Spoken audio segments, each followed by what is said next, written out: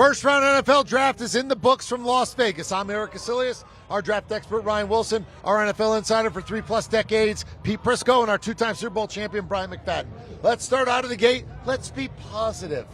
Let's start on a high note. So I can't start with Pete. I'll start with you. Who's the biggest winner? It has to be Kenny Pickett. Kenny Pickett goes to the Pittsburgh Steelers. Yes. And BMAC, we say this all the time with these young quarterbacks. Landing spot matters. Zach Wilson went to the Jets and played like you thought he was going to play. Mac Jones went to the Patriots, and he had a great season. I think this is best case scenario for Kenny Pickett. Goes to an organization that wins Super Bowls, well established, Knows the city. I think this is great for Kenny Pickett, and the other 4 quarterbacks, not so much. And doesn't necessarily have to play this year. Right. And Mitchell Trubisky can have some time to grow. Good fit, good set. If you're going to succeed, it's been set up for you to be in an organization with stability in a city you know where you don't have to go in and be the savior right away. Brian McFadden, your biggest winner. For me, the Philadelphia Eagles. You look at what they did with their first selection, getting Jordan Davis. I mean, he's a dancing bear, to say the least, but he plays with bad intentions. He's the guy that can clog up the interior of your defensive line. Not to mention, I believe he will be a 3-down D lineman. And pairing him up with Fletcher Cox and Hargrave, I mean, he has quality mentors to learn from. And then doing the unthinkable and trading for A.J. Brown. I mean, they've been trying year after year to go get outstanding wide receivers. I think they hit on Devontae Smith a year ago, but adding an experienced guy that can help Jalen Hurts out, the entire offense improved today. So that was an unexpected move that I think they would benefit from. You got the little guy who can run, the big guy who can do kind of everything. No question. You got a little bit of shake and bake out there. If I'm going to go old school Will Ferrell movie on you there. Who's your biggest winner, Pete Prisco? It's the New York Jets. I mean, across the board, they killed it all the way. I mean, you get a cover corner in Sauce Gardner. That guy can just lock up and play man coverage. I know they're not a man coverage, man-heavy team. They'll change the way they play. Then they get the guy who I think is the best healthy receiver in this draft class, and that's Garrett Wilson at number 10. They stayed there. They didn't give in to the temptation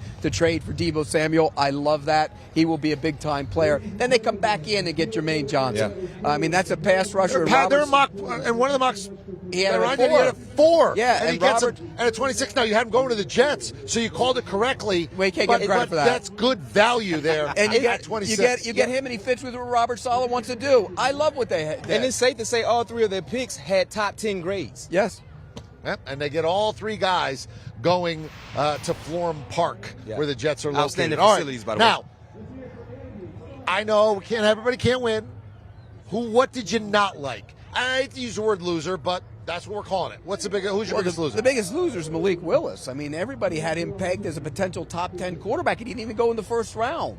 And so I think that surprises a lot of people. Probably didn't surprise the NFL community as much because the NFL community didn't feel the same as the draftniks and the draft analysts did. And the reality is he'll probably end up being a second-round pick. Now he gets to go in. We'll get to sit. There's not going to be much of pressure on him to go play right away.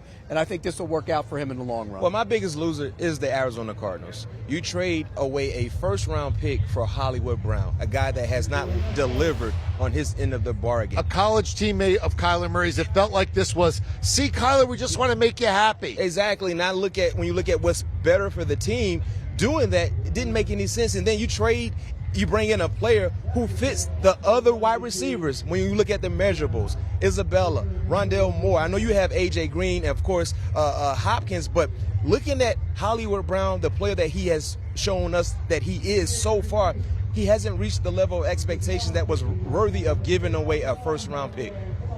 I'm going to go with Jermaine Johnson. And this is more an indictment on me than on JJ because I thought he was going to go higher. I fell for the smoke screens. Joe Douglas said after the first round that he had top 10 grades on all these guys. That's the right thing to say, whether it's true or not.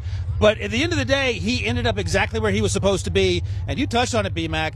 In terms of how I had these guys graded, they got the 3rd, 9th, and 21st best players in this draft. And Sauce, Garrett Wilson, and Jermaine Jones. Jermaine Johnson, he went later than we thought. But at the end of the day, he went to the right place, and they're going to have a lot of success on that defense. All right, well, what about the biggest loser? Me. That's what you want me to say? Yeah, who you got as your biggest loser? No, I had Jermaine Johnson. He's the biggest loser.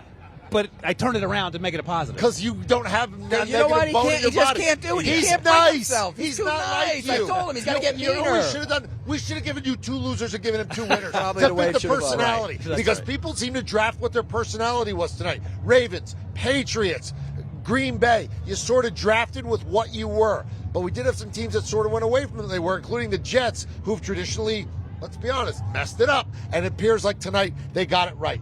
Do you want a sports network that delivers everything that matters about the game? The highlights, the picks, the instant analysis, no yelling, no fake debates, no politics. Hit the subscribe button and never miss a moment.